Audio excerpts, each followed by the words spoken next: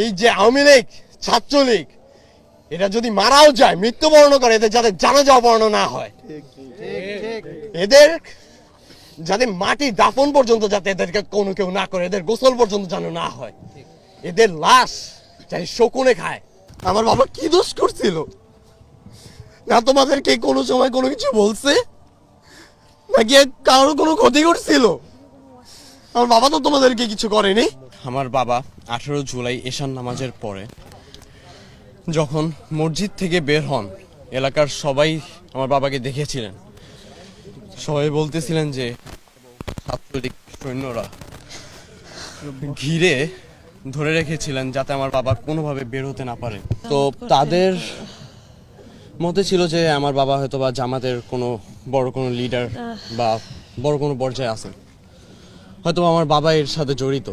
একটা জিনিসই বলার থাকবে যে মুসলিম কান্ট্রিতে যদি নামাজ পড়া যদি আপনার দোষ হয়ে থাকে, মসজিদ থেকে বের হনো যদি তাদেরকে জামাত শিবির বলা হয়, তাহলে তো মসজিদ মাদ্রাসায় যারা আছেন তারাও তো সবাই জামাত শিবির, তাদেরকেও তো তাহলে গণহত্যা করা উচিত ছিল। পরবর্তীতে ইনভেস্টিগেশনে জানা যায় যে আমার বাবার লাশ নাকি দক্ষিণ কাজলার টোল প্লাজার সামনে নাকি ফেলে রাখা হয় রক্তাক্ত অবস্থায়।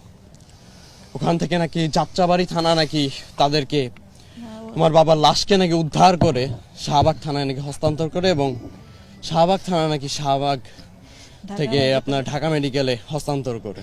আমি আমার বাবার লাশের জন্য আমি ঢাকা মেডিকেলে যাই। পুলিশ আমার সাথে অনবরত তর্ক বিতর্ক করে। এক পর্যায়ে একজন পুলিশ সে বলে যে আমাকে একটা পুলিশ পারমিশন নিয়ে আসতে ঢাকা মেডিকেলে ঢোকার জন্য। আমি বলি যে আচ্ছা ঠিক আছে, আপনি আমাকে পুলিশ পারমিশন এনে দিলে ঢুকতে দিবেন তো? তিনি বলেন যে হ্যাঁ, আমি তো আমাকে ঢুকতে দিব। আমি আমার থানায় আসি, আমার ওয়ারি থানায় এসে আমি অনেক কষ্ট করে তাদের কাছ থেকে একটি পুলিশ পারমিশন নিই। পুলিশ পারমিশন নিয়ে আমি যখন তাদের কাছে যাই, তুমি তোমার বাবার লাশ এমনিই পাবে।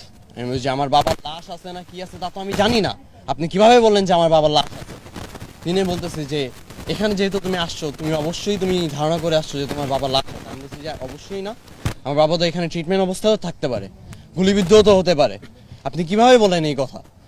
যখন তার সাথে তর্ক বিতর্ক চলতেছে, এক পর্যায়ে তিনি আমার গায়ে হাত তুলেন। আমার দুজন বন্ধুরা ছিল, তারা আমাকে যখন পিছনে ঠেলে নেয়, তারা আমাকে বলে যে পিছন থেকে নাকি দুইজন পুলিশ নাকি তাদের রাইফেল নাকি রিলোড করে নিছে আমাকে মারবে বলে। আমার এখনো কনফিডেন্স আছে যে আমি যদি ওই দিন যদি ঢুকতে পারতাম, আমি আমার বাবার লাশ পেতাম।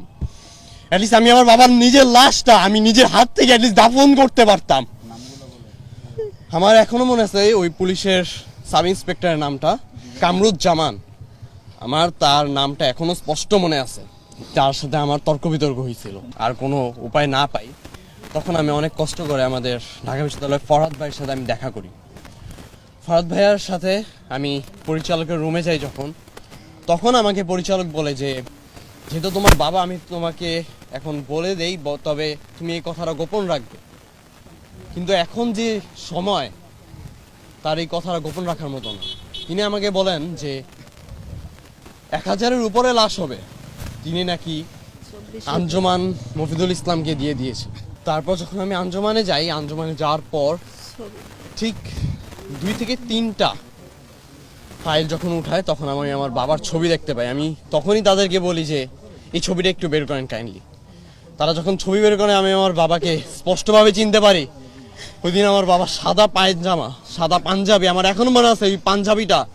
আমার বাবা আমার পাঞ্জাবি ধরে বলছিল যে তোমার পাঞ্জাবিটা তো অনেক সুন্দর, আমার কাছে ভালো লাগছে, আমি তোমার এই পাঞ্জাবিটা পরবো।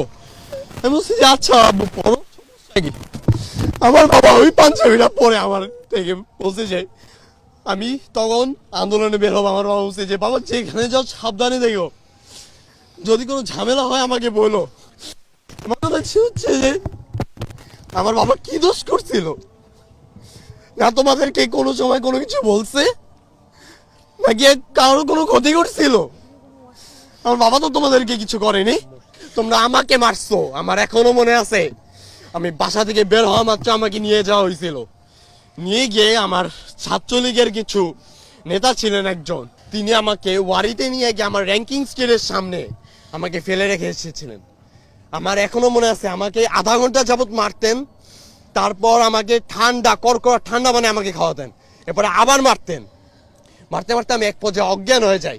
আন্দোলনের আগে যে সময় আমার বাবার সাথে আমার লাস্ট দেখা, তখন আমার বাবা আমার শরীরে দাগ দেখে আমার বাবা আমাকে জড়িয়ে ধরে কান্না করে ফেলছে যে বাবা তুমি কেন যাচ্ছ? আমি বলছি যে বাবা এটা সবার জন্য, আমি একজন ছাত্র, আমার কিছুদিন পর আমি ঢাকা বিশ্ববিদ্যালয়ে যখন অ্যাডমিশন দিতে যাবো, আমি এই কোঠার জন্য যদি বেঁধে যাই, শুধু আমার একার জন্য তো না, এমন হাজারো শত শত ভাইরা আছে যারা কিনা এটার জন্য আমার বেঁধে যাচ্ছে।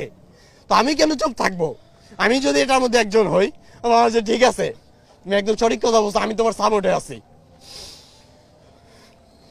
শুধুমাত্র এই কারণেই আমার বাবাকে আজ আমি দেখতে পারতেছি না। যদি কোঠা নিয়ে যদি কথা না হতো তাহলেই মনে হয় আমি আমার বাবাকে পেতাম।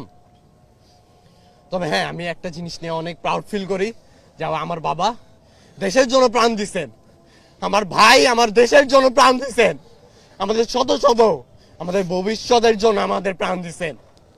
এবং এই ফ্যাসিস্ট সরকার, তাকে আল্লাহ আদৌ পর্যন্ত ক্ষমা করবে কিনা তার কোনো নিশ্চয়তা নেই। আমি চাই এই যে আওয়ামী লীগ, ছাত্রলীগ, এটা যদি মারাও যায়, মৃত্যুবরণ করে, এদের যাতে জানাজা অপহরণ না হয়, এদের যাতে মাটি দাফন পর্যন্ত যাতে এদেরকে কোনো কেউ না করে, এদের গোসল পর্যন্ত যেন না হয়, এদের লাশ যাই শকুনে খায়। এটা শুধু শুধু মুখ থেকে কারো আসে না। কতটা পর্যন্ত কতটা মানুষ কষ্ট পেলে এইসব কথা বলে, একটা মানুষকে কিভাবে নির্মমভাবে হত্যা করে তা আল্লাহ মাবুদি ভালো জানে, আর তারাই ভালো জানে। তারা তো পশুর থেকেও আমার কাছে অধম। এবং যারা ছাত্র সমন্বয়ক আছেন, তাদের কাছে আমার একটাই দাবি থাকবে যে আমরা যারা শহীদ পরিবারের যারা লোকজন আছে, যারা শহীদ, আমাদের কাছে এখনো আমার কিছু ভাইয়েরা আছে, তারা এখনো আহত আছেন, তাদেরকে খোঁজ নেওয়া। সরকারের কাছে আমার দাবি থাকবে আমাদের তাদেরকে একটু খোঁজ নেওয়া। তাদের অনেকেই আছেন যারা নিজের মেয়েকেও খুঁজে পাচ্ছেন না।